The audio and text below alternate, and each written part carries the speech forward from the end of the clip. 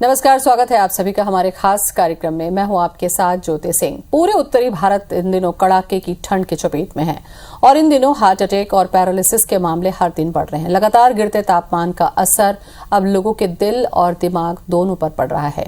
अगर किसी को शुगर है, बीपी की परेशानी है, तो ऐसे लोगों को दवाओं का नियमित सेवन करना चाहिए, क्योंकि बदल रहा है मौसम और उस पर जिंदगी की भागदौड़ उन्हें और भी तनावग्रस्त बना देती है और इसकी वजह से ब्लड प्रेशर सहित कई बीमारियों की चपेट में लोग आ रहे हैं।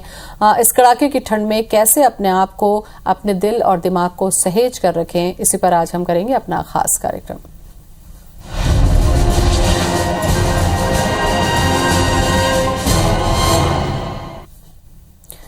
और दिल दिमाग पर क्या असर हो रहा है ठंड का, क्या लक्षण होते हैं, क्या कारण होते हैं और कैसे बचाव किया जा सकता है, इस पर चर्चा करेंगे। न्यूरोलॉजी विभाग के एचओडी डॉक्टर हमारे साथ में जुड़ चुके हैं। नमस्कार डॉक्टर साहब, सबसे पहले बहुत बहुत स्वागत है आपका। डॉक्टर अभिजीत कोहट हमारे साथ में जुड़ चुके हैं। डॉक्टर अभिजीत, सबसे अहम सवाल तो मैं आपसे यही करना चाहूंगी, क्योंकि इन दिनों अगर छत्तीसगढ़ की हम बात करते हैं, छत्तीसगढ़ का तापमान हमेशा से गर्म रहने के लिए जाना जाता है और अचानक से जब इतनी ठंड पड़ती है या अचानक से ये ठंड बढ़ती है, तो क्या इसका हमारे दिल और दिमाग यानी कि ब्रेन और हार्ट पर कोई सीधा असर होता है क्या? हाँ जी, जैसा कि हम जानते हैं, जब ठंड अपनी चरम सीमा पर होती है तो हमारी बॉडी की कैपेसिटी होती है उसको कंपनसेट करने की। जब वो क्षमता के बाद जब बॉडी उसको कंपनसेट करने की कोशिश करती है तो हमारा बीपी बढ़ता है और बॉडी के अंग, खासकर हृदय, उसको मैनेज करने में लगता है। तो यह कॉमनली देखा गया है कि ठंड के दिनों में हार्ट अटैक और ब्रेन हेमरेज के केसेस में बहुत ज़्यादा वृद्धि होती है और ठंड का इसमें बहुत योगदान है। खासकर जब हम उत्तर भारत की बात करते हैं तो ठंड का कंट्रीब्यूशन बहुत ज़्यादा है जी। जैसा कि आपने कहा कि बॉडी का अगर आसपास का तापमान गिर रहा है तो बॉडी उसको मैनेज करने में लगती है।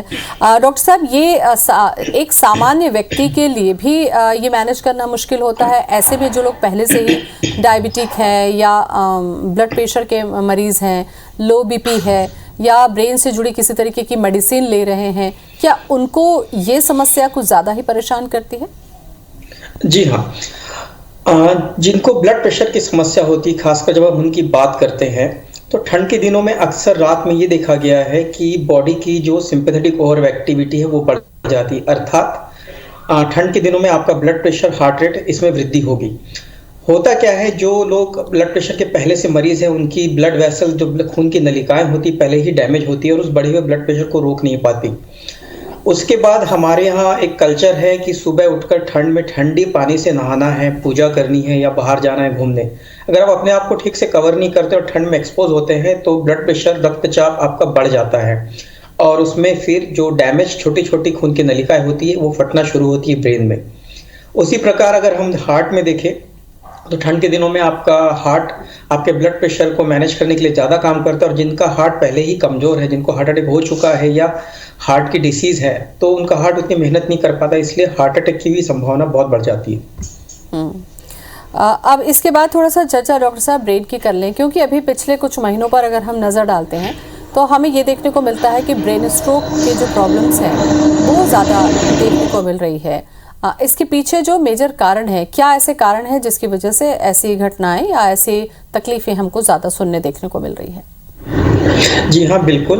जब हम ब्रेन स्ट्रोक की बात करते हैं तो ब्रेन स्ट्रोक के जो पेशेंट्स होते हैं, number of patients season two season बदलते हैं। जब हम बात करते हैं ब्रेन हेमरेज की, जिसको हम कहते हैं दिमाग में खून की नली फटना, ये जो मरीज होते हैं ये ठंड के दिनों में ज़्यादा होते हैं तुलना में गर्मी के दिनों में या बरसात के दिनों में। इसका मेजर कारण है ब्लड प्रेशर। जब हम बात करते हैं ब्रेन हेमरेज की तो एकमात्र कारण जो समझ में आता है वो है ब्लड प्रेशर। तो ठंड के दिनों में जब रक्तचाप ठीक तरीके से मैनेज नहीं हो पाता है तो डेफिनेटली जो ब्रेन हेमरेज का इंसिडेंस है वो काफ़ी बढ़ जाते हैं। तो अभी अगर आप रायपुर में बात करें तो इस समय ठंड में ब्रेन हेमरेज के काफ़ी मरीज आ रहे हैं। इवन 15 से 20 पेशेंट डेली डीकेएस हॉस्पिटल में देखे जा सकते हैं।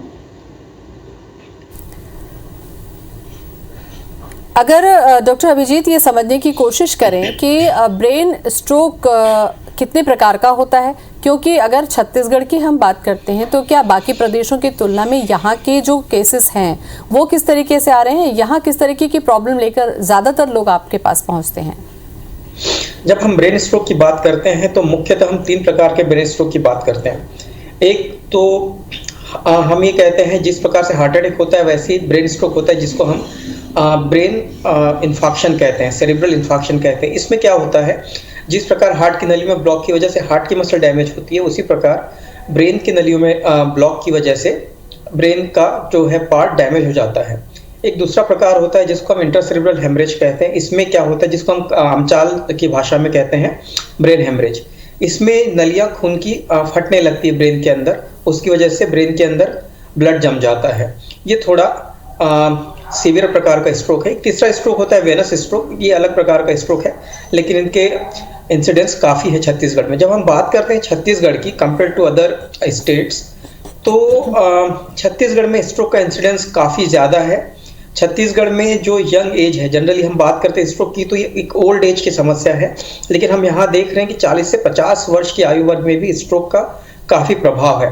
और आज की तारीख में हमारे पास जो इंट्रासेरेब्रल हेमरेज है, जो ब्रेन हेमरेज है, उसके मरीज बहुत ज़्यादा आ रहे हैं कंपेयर टू ब्रेन इन्फेक्शन। कारण, मैं डॉक्टर साहब कारण भी मैं जानना चाहूंगी, क्योंकि अगर कारण हमें पता हो तो शायद उन कारणों को हम दूर कर लें, तो क्या इस गंभीर समस्या से हम बच सकते हैं? जी, कारण में हम देखें तो हमारे जो पॉपुलेशन है वो मैक्सिमम डायबिटीज़ और ब्लड प्रेशर जैसी बीमारियों से ग्रस्त है, जिनकी स्क्रीनिंग नहीं हो पाती है। हम काफ़ी सालों के बाद जब हमें समस्या होती तब हम डॉक्टर के पास जाते हैं, तब तक हमारी शुगर बढ़ चुकी होती है, जिससे शरीर में डैमेज ऑलरेडी स्टार्ट हो चुका होता है। ब्लड प्रेशर को हम सीरियसली नहीं लेते, एक लिमिट के बाद ब्लड प्रेशर बढ़ा हुआ है तब भी हम जो है अपना ब्लड प्रेशर उसको ट्रीट नहीं करते हैं। दूसरी मुख्य समस्या है स्मोकिंग। स्मोकिंग या फिर तंबाकू खाना, ये बहुत कॉमन समस्या है जो धीरे धीरे करके आपके शरीर को छलनी करता है और अल्टीमेटली आप स्ट्रोक के साथ लैंड करते हैं। चौथी जो बहुत कॉमन समस्या है सोसाइटी में है ओबेसिटी, मोटापा। जब आपको मोटापा होता है तो ये सारी चीज़ें आपस में लिंक्ड है। आपको मोटापा होता है तो आपको डायबिटीज़ भी होगी, ब्लड प्रेशर भी होगी, तो सब मिलकर के एक ऐसी सिचुएशन बनाते हैं कि आप सब स्ट्रोक के लिए अपने आप उसके लिए प्रोन होते हैं। तो हमें इन सब चीज़ों से बचना चाहिए।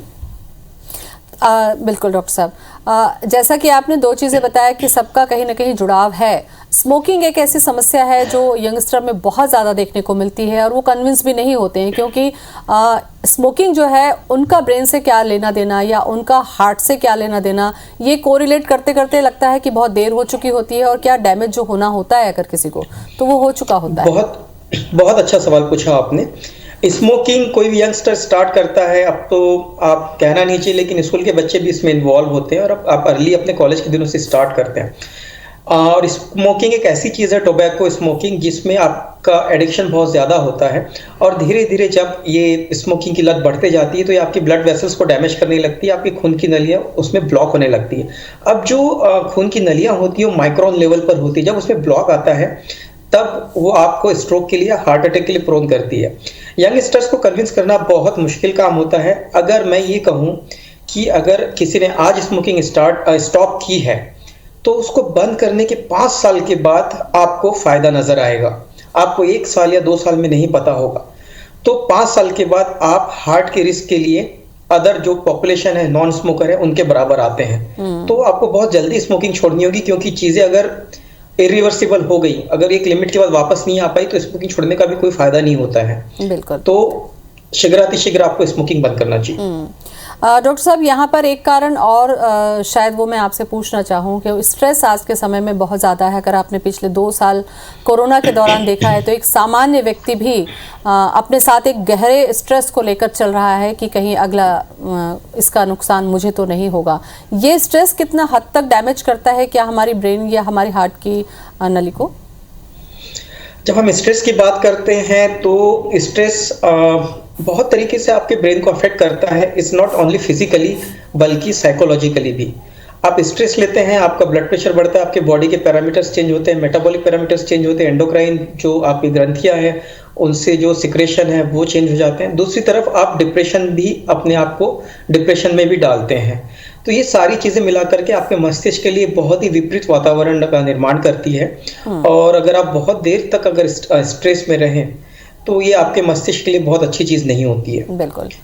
डॉक्टर साहब, बहुत सारे कारणों पर हमने चर्चा की, लेकिन हमें ये लगता है कि ब्रेन से जुड़ी जो भी तकलीफें होती हैं, अगर उसके लक्षण को बहुत जल्दी पहचान लिया जाता है तो कई बार हालात बहुत अच्छे भी हो जाते हैं। क्या ऐसे महत्वपूर्ण लक्षण है जिस पर ध्यान देने के बाद हमें ये पता चल जाता है कि हमारे ब्रेन के अंदर कुछ ठीक तो नहीं है? जरूर, इसके लिए हमें थोड़ा सा जागरूक होना पड़ेगा। जिस प्रकार हम हार्ट की बात करते हैं कि चेस्ट पेन होता है और हम तुरंत दौड़ करके अस्पताल पहुंच जाते हैं, तो बहुत अच्छी जागरूकता है हार्ट के बारे में, लेकिन जब ये चीज़ ब्रेन के लिए आती है तो इतनी जागरूक नहीं है। मैं एक एग्जांपल देता हूं आपको। किसी को अचानक आधे शरीर में झुनझुनी शुरू हो जाए तो वो अस्पताल नहीं जाता, वो वहीं पर मालिश करेगा और डॉक्टर को आके बताएगा मुझे झुनझुनी हुई, मैंने मालिश कर ली। लेकिन असल में होता क्या है, कोई भी चीज़ अचानक जब ब्रेन से होती है वो अपने आप में एक स्ट्रोक है। तो अगर मैं स्ट्रोक बताऊं तो कोई भी चीज़ जो अचानक हो गई है वो स्ट्रोक है, जो ब्रेन से रिलेटेड है। तो अगर उसको हम एक काम करें, उसको एक निमोनिक से समझते हैं, बी फास्ट। तो अगर आपका अचानक बैलेंस गड़बड़ हो रहा है, या फिर आपकी आंखों से अचानक दिखना बंद हो गया है, या चेहरे का टेढ़ापन हो गया है, या फिर आपको एक तरफ वीकनेस आ गई है, या फिर आपको बोलने में दिक्कत हो गई है अचानक, भले ही थोड़ी देर के लिए, 5 मिनट के लिए ही सही, ये मान लीजिए आपको स्ट्रोक हो गया है और आपको तुरंत अपने डॉक्टर से मिलना चाहिए। ये मैं इसलिए कह रहा हूं आपको तुरंत जाना चाहिए, बिकॉज स्ट्रोक का जो ट्रीटमेंट है सिर्फ 4.5 घंटे के अंदर हमारे पास चांस है कि उन चीज़ों को हम रिवर्स कर सके। अगर आपने समय खराब किया तो वो चांस चला जाता है, क्योंकि हर मिनट लाखों तंत्रिकाएं मरती हैं स्ट्रोक में, तो आपको उनको बचाना है, तो एक एक मिनट कीमती होता है। दूसरी चीज़, जब हम इस्चेमिक स्ट्रोक की बात करते हैं, सेरेब्रल इन्फार्क्शन की, जो मैंने आपको बताया था स्ट्रोक के टाइप्स होते हैं, तो क्या होता है, उनका प्रेजेंटेशन ये होता है कि आप रात को सो गए हैं लेकिन आधी रात में आपको पैरालिसिस हो गया और आप सुबह उठते हैं और आपको पता चलता है कि आपका शरीर का आधा हिस्सा काम नहीं कर रहा है। आपको तुरंत डॉक्टर के पास जाना है। अभी भी आपकी जो न्यूरॉन्स है, आपकी तंत्रिकाएं बच सकती है। जनरली जो ब्रेन हेमरेज की बात करते हैं वो नींद में नहीं होता, जनरली नींद में हो सकता है, पर जनरली वो डे टाइम में जब आप एक्टिव रहते हैं तब होता है। अचानक आपके सर में दर्द होगा और आपके शरीर में पैरालिसिस हो जाएगा और आप कोमा में चले जाएंगे, और अगर कम दर्जे का है तो आप कोमा में नहीं जाएंगे, लेकिन आपकी शरीर एक तरफ पैरालिसिस होगा। उसमें भी हमें समय खराब नहीं करना है, हमें तुरंत अस्पताल पहुंचना है। तो ये जागरूकता बहुत जरूरी है।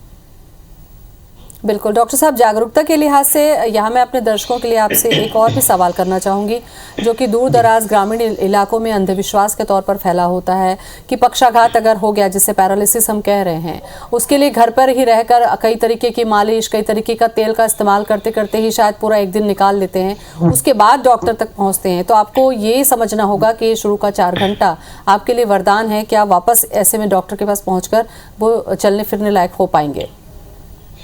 जी, और इसमें एक चीज मैं आपको बताना चाहूंगा कि एक जनता में भ्रांति है कि पैरालिसिस हो जाता है अगर हाथ पैर का, तो वो कहते हैं कि नहीं, हाथ पैर का पैरालिसिस है, ब्रेन से नहीं है। और जब बहुत ज्यादा पैरालिसिस होता है तो ब्रेन से है।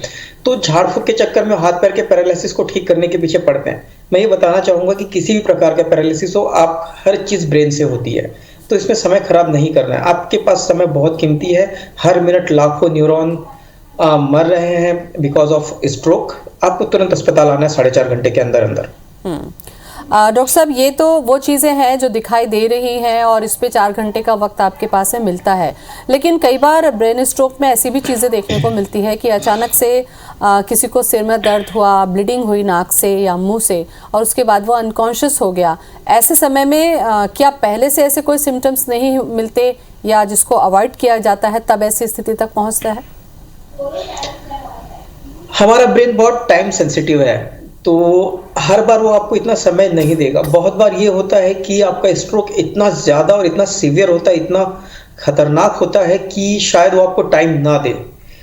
तो ये नेचुरल है कि बहुत बार ऐसा कुछ मरीजों के साथ दुर्भाग्यवश ऐसा हो जाता है, लेकिन फिर भी ऐसे समय में भी जो है हम हॉस्पिटल पहुंच के अगर कोई सर्जिकल मैनेजमेंट है वो कर सकते हैं। जहाँ तक वार्निंग साइंस की बात है, कई बार क्या होता है, आपको एक तरफ झुनझुनी आ गई या एक तरफ पैरालिसिस हो गया जो 5 मिनट में ठीक हो गया, तो मरीज समझता है कि अब तो ठीक हो गया, मुझे डॉक्टर के पास नहीं जाना है। लेकिन असल में अगले 48 घंटे में एक बहुत बड़े स्ट्रोक की वार्निंग है ये, तो आपको इसको नेग्लेक्ट नहीं करना है। और आपको ये बहुत अच्छा गोल्डन चांस है कि आप डॉक्टर के पास जाए, न्यूरोलॉजिस्ट को दिखाएं कि ये ऐसा हो गया है, तो हम उसको इन्वेस्टिगेट करके अगला आने वाले स्ट्रोक को हम रोक सकते हैं। ठंड में अपने दिल और दिमाग का ध्यान रखना बेहद ज़रूरी है। हम बात कर रहे हैं डॉक्टर साहब से।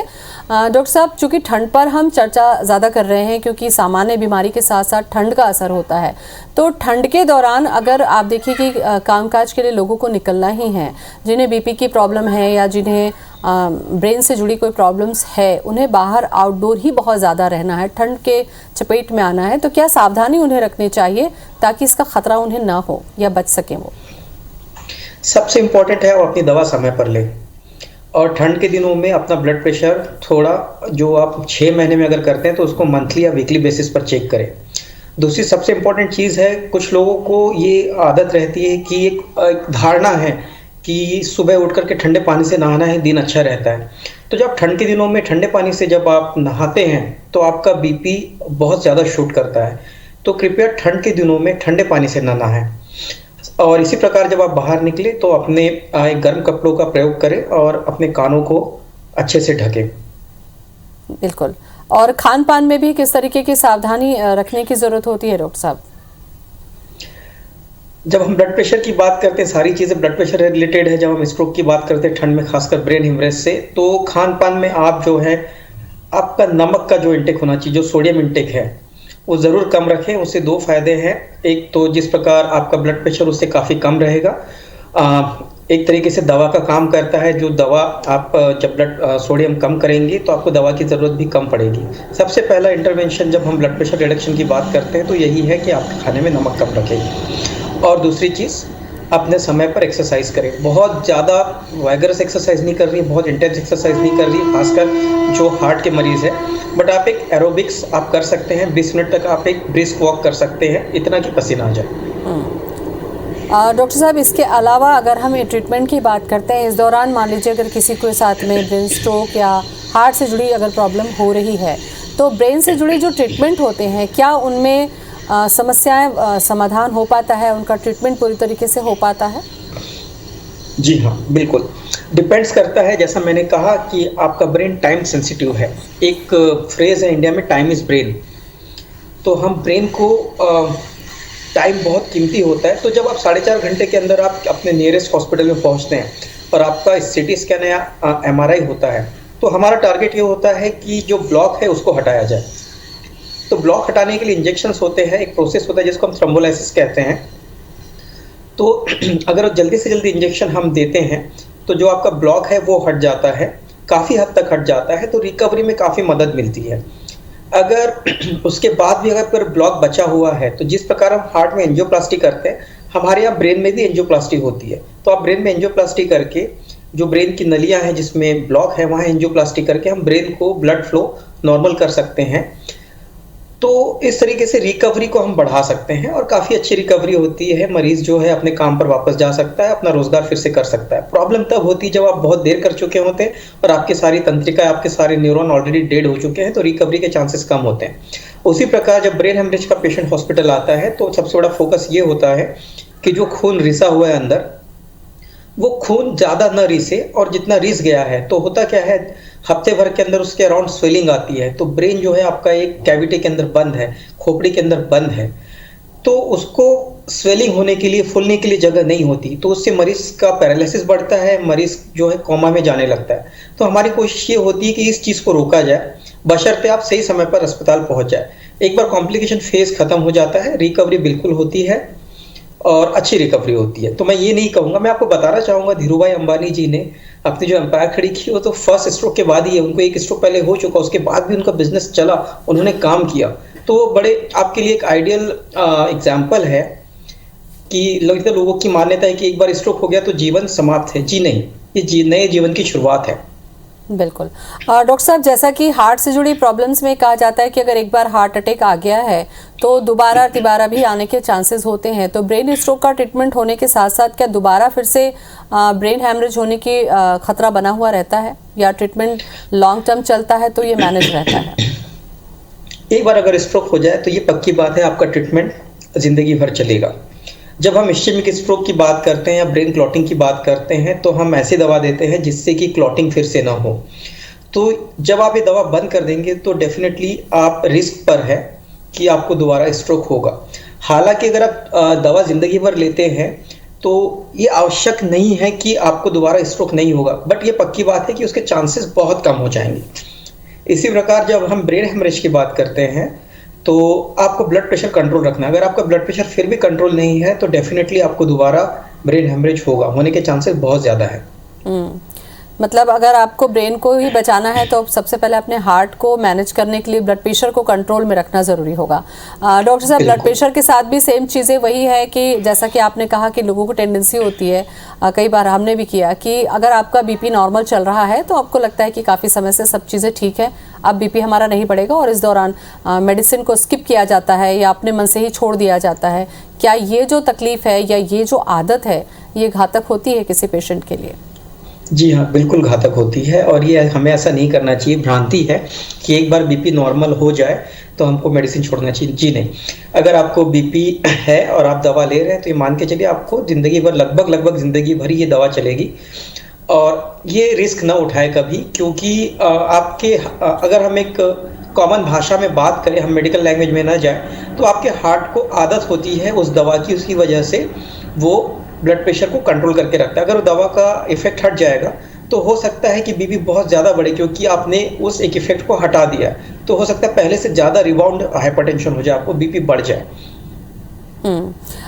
इसी तरीके से ब्रेन से जुड़े जो मरीज होते हैं डॉक्टर साहब, उनके लिए भी हमने ये सुना है कि उनकी जो मेडिसिन होती है वो, जैसा कि आपने भी कहा, खून पतला करने के लिए या क्लॉटिंग को रोकने के लिए, उसको भी अगर लोग छोड़ते हैं या अपने मन से भूल जाते हैं तो क्या इसका असर उस पर पड़ता है वापस? ज़रूर। अगर आपने खून पतला करने की दवा छोड़ दी है तो जब तक उस दवा का असर है, जनरली जो इकोस्प्रिन होती है 7 दिन तक हम मान लेते हैं उसका असर है, उसके बाद दोबारा खून गाढ़ा होने की संभावना रहेगी और आपको दोबारा स्ट्रोक होने के चांस बहुत ज़्यादा रहेंगे। इनफैक्ट ऐसा प्रैक्टिस में देखा ही जाता है, ऐसा होता है। चलिए, काफ़ी अहम जानकारी डॉक्टर साहब मुझे लगता है आज आपने इस कार्यक्रम के माध्यम से हमारे दर्शकों को दी कि बढ़ती हुई ठंड के समय में सबसे महत्वपूर्ण जो काम है वो अपने बीपी शुगर को मेंटेन करना है और मेडिसिन स्किप नहीं करना है, ठंड से खुद को बचाना है। बहुत बहुत शुक्रिया आपका हमसे बातचीत के लिए। बहुत बहुत धन्यवाद। नमस्कार। तो ठंड बढ़ रही है, ऐसे में अपने दिल और दिमाग यानी कि ब्रेन और हार्ट का ध्यान रखना बेहद ज़रूरी है। अगर आप बीपी के पेशेंट हैं तो मेडिसिन स्किप ना करें, कंटिन्यू डॉक्टर के संपर्क में रहें और अपने शरीर को गर्म रखें। फिलहाल इतना ही, नमस्कार।